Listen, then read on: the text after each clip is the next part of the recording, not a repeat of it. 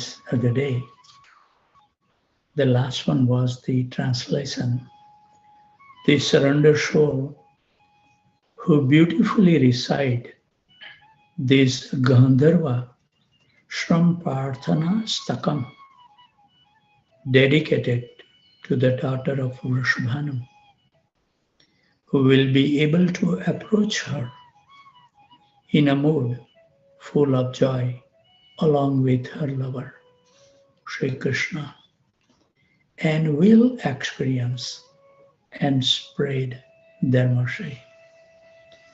So unless and until we experience ourselves, it's very difficult to spread. There must be some realizations in our talk.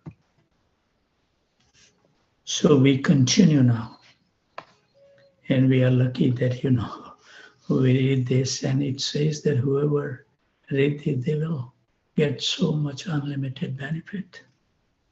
Our Acharya is so nice to give us directly or indirectly, helping us. So satata me dustvatvam, cheating and deceptions are my wickedness. Deceit or pretense is the wickedness of the conditioned soul, whereas a pure soul is by nature simple and thoroughly honest. When souls take shelter of ignorance and illusion, they at once become deceitful, falsely proud, and obsessed with the desire for honor, worship, adoration, and prestige.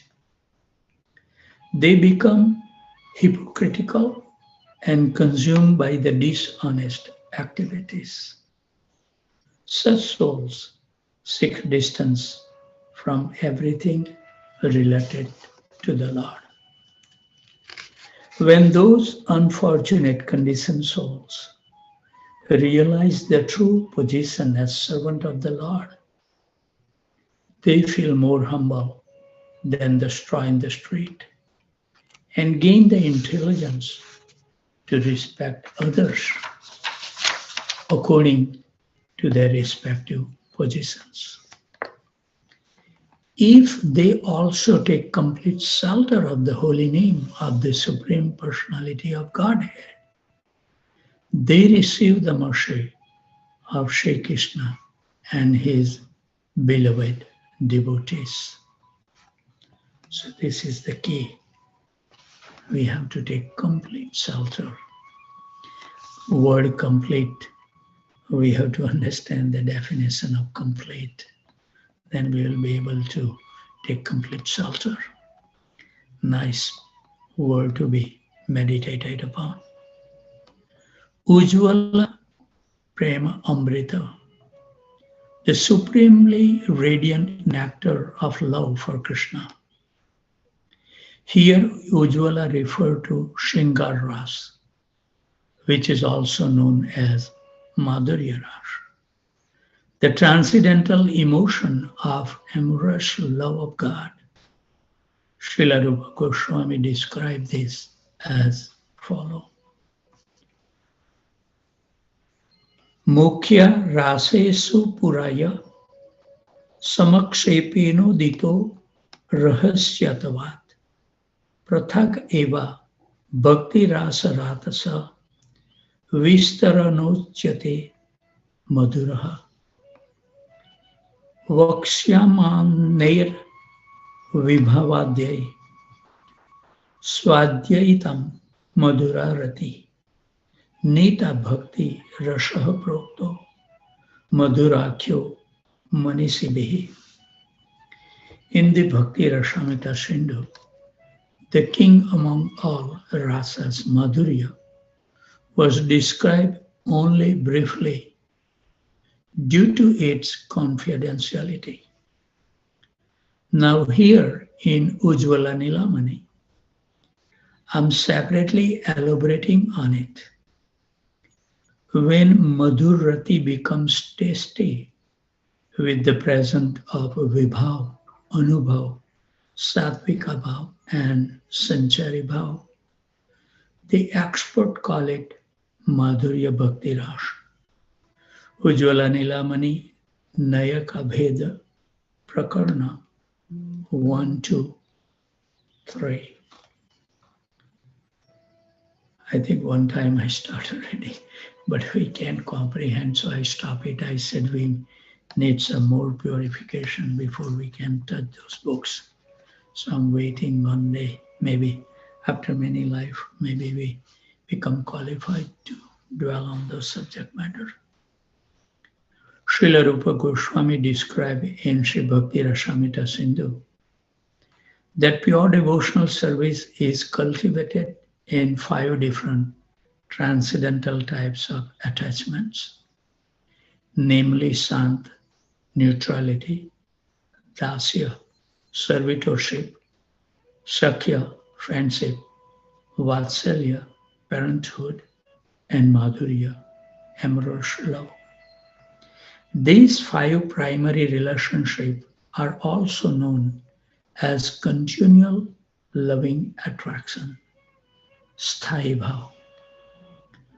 The support in Madhurya Rasa is Krishna and his pleasure potency, and their qualities are stimulants. During that amorous pastimes, the gopis, including Srimati Radharani and even Krishna himself, display the 8 symptoms of love, Swatvika Bhav, and the 33 emotional waves, Vyabhichari Bhav. These bhavas rise up like a ride causing the ocean of Bhakti Ras to swell. Next page is a wonderful picture. I think Srimati Radharani is blessings the devotees who singing her glories. The rays of Ladini Sakti, the internal pleasure potency at the law of the Lord, enter devotees' heart, thus making visible those devotees' transcendental relations with Krishna. So we need to have the mercy of the internal potency of Krishna, which is non-different than Srimati Radharani. So we need that mercy. That's the point. When devotional service in practice is transformed into devotional service in ecstasy, this is important to understand. Everybody perform devotional service, but are we performing with some ecstasy? That's the barometer. One develops steady attractions, sthai bhav. If our practice is not fixed yet, steady, we should look for to improve, come to that stage. That steady attractive attachment combined with vibhav, anubhav, satvika bhav, and vyabhichari bhav attains the state of rasa. I think we discussed yesterday with His Grace, Param Karuna Prabhu. We have a wonderful discussion yesterday. Prabhuji is kind to me to read Bhagavatam to me, to enlighten me.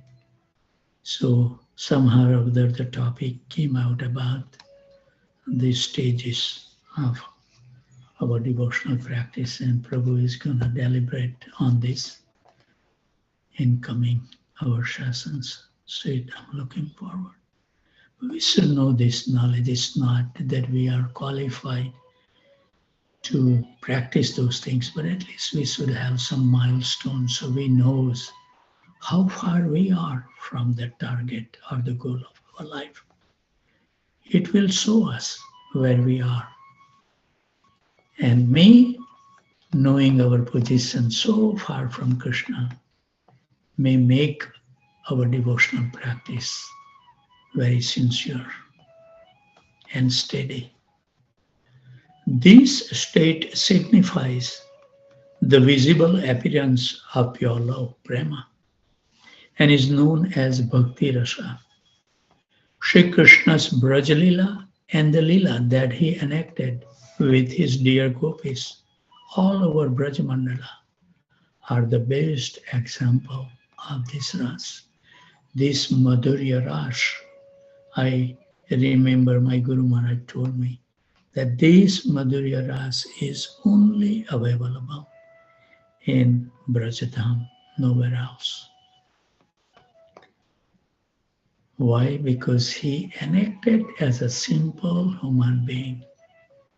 So many wonderful pastimes happened. Nobody knew that he was the Supreme Lord.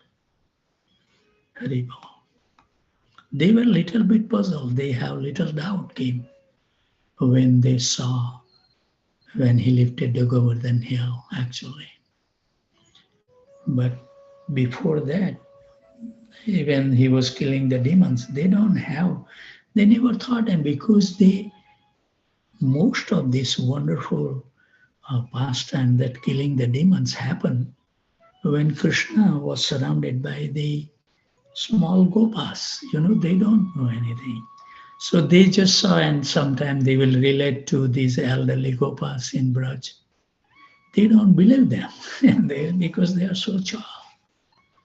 But there was some doubt was created in their mind when Krishna lifted the Govardhan hill for 7 days, 7 nights. And it was so interesting to know that actually Indra was so furious because they stopped his. So this shows that how much we need the recognitions, honor, prestige. This is what exhibited by Indra. He cannot take this insult. So he sent those torrents of rain so heavy like a pillars. Now, we may think that Krishna lifted the Govardhan hill on the pink finger and it created like a bunker, underneath. But that was not the case. Even our Acharya says that on the top of the Govardhan hill, a lot of the animal is still, grazing the grass. The trees were standing, plants were standing, and nothing was destroyed. Why? Because it was touched by the Krishna's hand. So the whole Govardhan, otherwise the force was so strong that it can crack even the Govardhan hill. That's a far out. So it's not that the who Brajavasis stand underneath the Govardhan hill got the protection. No. Everybody who touched the Govardhan hill was protected. So if we want to get our full protection, we should touch always Govardhan hill or the lotus feet of the divine couple. So those who are fortunate and awaken a strong greed. What a nice word are coming, strong, not only greed, but strong greed. Like I was saying today when I was chanting, the thought came in my mind that I am on the top of the hill, I'm going toward the Goloka Vrindavan, wandering in a 12 forests of Vrindavan. And the hill was so steep and it was covered with the ice, like, when it's on the road. If it's ice, not a problem. But when it become like if it's raining and then it become layer ice, you don't see it. So that smooth was surface, and then I have to climb down straight. And I was thinking, how is it possible? And it was a long, deep valley. You die. So we can continue the journey. Only we get the protections from Krishna, otherwise it's impossible. That was something prominent thought was going on in my mind. So we have to have a strong greed to obtain this transcendental amorous ras. So follow in the wake of the gopis. They should pray continually with intense longing and anguish, and with voices choked with emotion.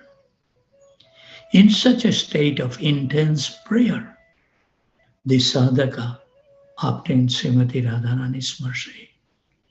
The rays of Bhakti Sakti, Ladini Sakti, the internal pleasure potency of the Lord, enter such a practitioner heart, thus making this transcendental ras visible.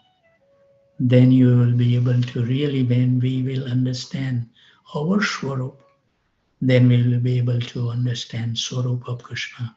Otherwise, we may keep on looking at the deity for millions of lifetimes. You will never be able to relish. Same thing, Bhaktisiddhanta Saraswati Maharaj has says that we should know what our activity will be in eternal relations to Krishna. Then and then we will be able to understand the activities of Krishna. We should know our eternal qualities that we will be imbibed in spiritual world. Then and then we will be able to appreciate the qualities of Krishna. So we should know how far we are from Krishna. Wonderful instructions. There is no other method or circumstance by which one can achieve this transcendental Madhurya Rasa. So don't hope that any other process will reveal this until we satisfy Srimati Radharani with our intense, great, strong attachment to follow the process without any deviation. And our Acharya has exhibited so many Acharya. They never deviated that path for any reason. That's what it required. Steady determination with full enthusiasm. Not that when we wake up, we feel, oh, one more day I have to chant. Or how can we advance if we cannot wake up early in the morning? Give up that hope, brother and sister. Prabhupada says, if I can make only one pure devotee, his mission is successful. Remember that sentence. So let's dwell in Prabhupada's life. We are reading from Srila Prabhupada Lilamrita, volume number 4, chapter 6, title, Jet Age Parivarajaka. So Yogeshwar Prabhu is going to explain. I'm going to read two that Prabhupada has arrived in the parish and they have received him. So Yogeshwar Prabhu is going to explain. So let me read a couple of paragraphs because we are so dull-minded. We don't remember even what we have at the dinner last night. So the parish devotee has not arranged a car for Prabhupada. So when he had asked for one, several devotees had run up to hail a taxi. And when the taxi had arrived, Prabhupada, along with Aradhana and Santanu, has started for the Indian tourist office, leaving the others to join him later. After a brief rest, Prabhupada opened his eyes and saw Aradhana, Santanu, and Shyamsundar in the room. The other devotees and the press would be arriving soon. As Prabhupada sat up, Santanu offered him some mangoes and Srila Prabhupada smiled. Haribol. You know, Shyamvallavi has wonderful mango farm in India. So when we go, we really relish that farm with full of mango trees. Hare Krishna. And then they have a lot of jackfruits also on the boundary of that property boundary. All the jackfruit trees are there. And they are living in that farm nicely. Haribol. So Yogeshwar Prabhu is explaining, I sat outside the door to Prabhupada's room. eating the peel of the mango Prabhupada had eaten. Ramanams. My heart was pounding, and I had no idea what it was going to be like after having been initiated for a year and a half and having never met my spiritual master personally. But now, knowing that he was just behind the door, then Shyam Sundar opened the door and peered out and saw me sitting there. He stuck his head back inside the door and said, quote, there is a devotee here. Shall I let him in now, Srila Prabhupada?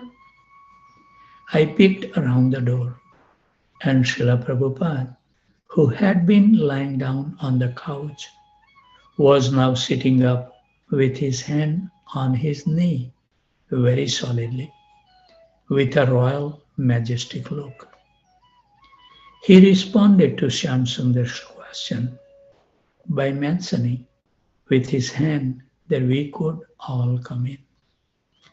It was the first perfect thing I had ever seen in my life, that one gesture. So I came in and immediately fell flat on the floor, and then I understood that, quote, now I'm with my spiritual master, unquote. Gradually, the devotees began arriving from the airport, and they came into Prabhupada's room. The priests also arrived, as Prabhupada spoke warmly and pleasantly with his followers, encouraging them in the preaching and telling them of his own recent preaching in Moscow. Hardly any of the devotees had ever been with their spiritual masters before. And Lochananda began introducing them to Srila Prabhupada.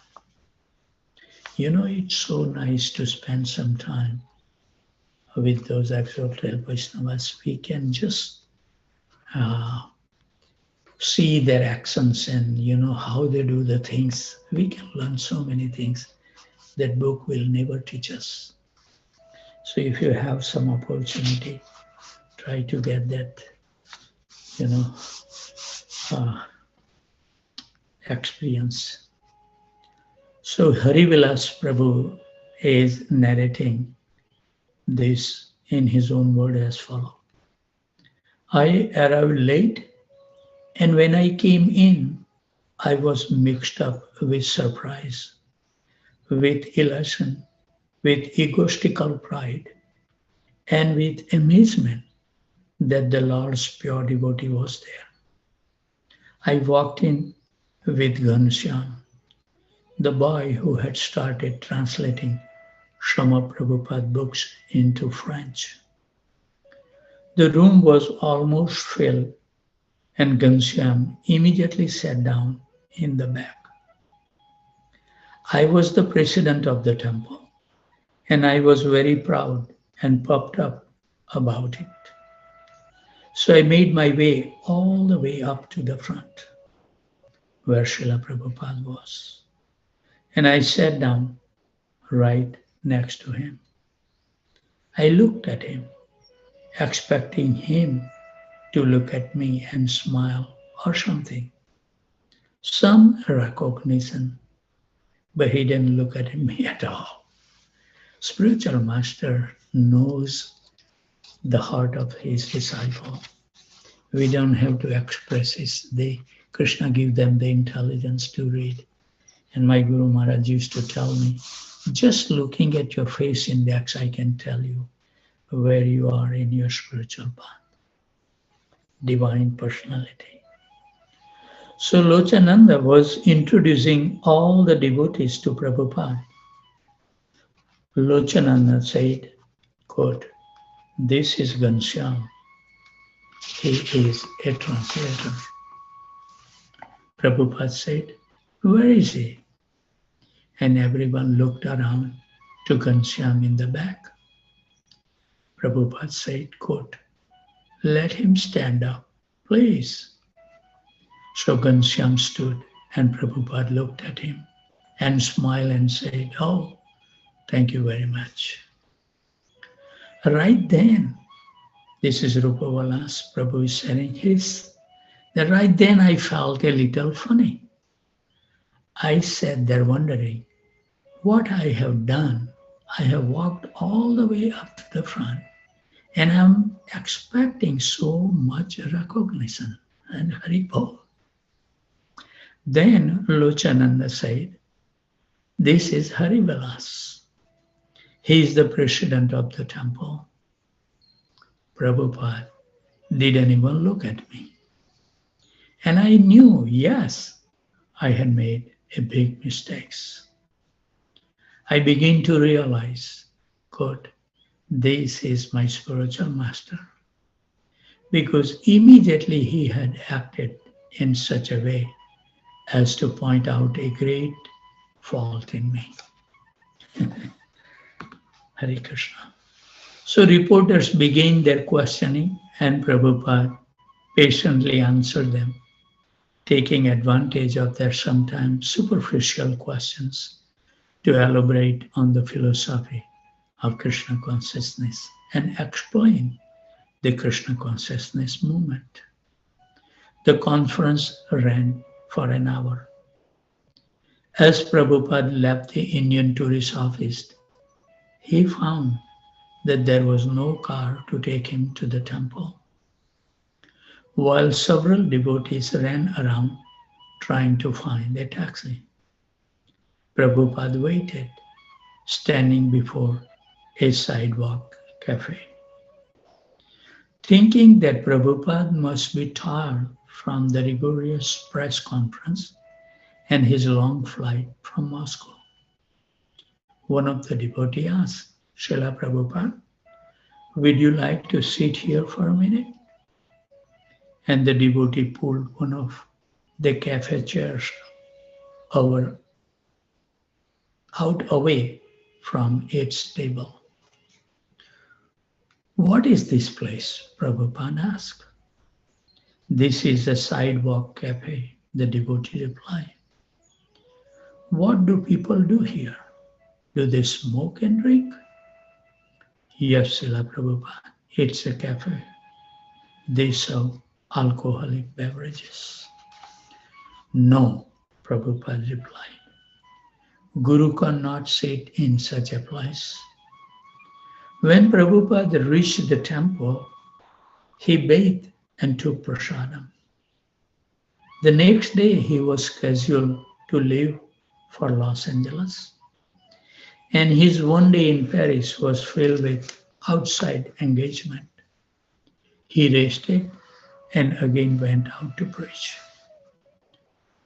The devotees has rented the Olympia Theatre, a large auditorium meant to seat more than 2,000 people. But because the devotees has advertised Prabhupada's lecture only 2 days in advance, only 40 people attended. Prabhupada was undaunted and he lectured and held kirtan. Afterward, he went to a television studio for an interview. There are so many swamis that they take up so many service. Their schedule is so hectic. Very well. By the time Prabhupada returned to the temple, it was 1 a.m. Hear this, devotees. Do you think that Prabhupada will not wake up because he is resting at 1 a.m.? Listen. Shyam Sundar told the devotees who had all accompanied Prabhupada during the day that they should rest at least full 6 hours before rising. But the next morning, Prabhupada rose as usual. And at 5 o'clock, he was demanding to know why there was no Mangalarti. He sent his servant to wake the devotees And as the devotees were hurrying to the temple room to begin their morning worship, Prabhupada was going out on his morning walk. What a dedication. If we are in his place, we will say, oh, today I won't be able to wake up. Turn off the alarm clock. Always we need more rest than needed. I don't know why. And it makes us lazy actually. Try to sleep for 10 hours and you will see. Accompanying Prabhupada on his walk were Shyamsundar, Arvinda, and the Paris temple president, Harivilas. The spring morning was sunny, and Prabhupada, walking with his cane, appeared very noble. Shyamsundar, Prabhupada asked, why are all the householders in Maya? Very good. When Shyamsundar couldn't reply, Prabhupada said, that's all right. That is their position, to be in Maya. Hare Krishna. So if we cannot get up early, we should know where we are. Prabhupada is clearly indicating. He said that when he had gone to America, his plan had been to make sannyasis.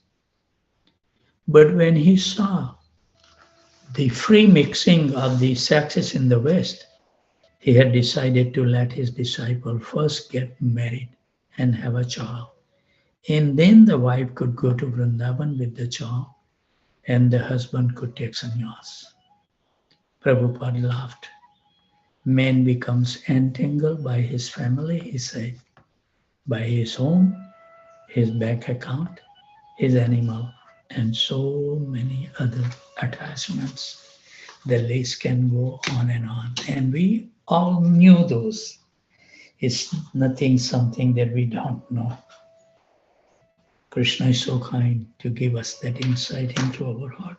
So we should be punctual. It's time to stop.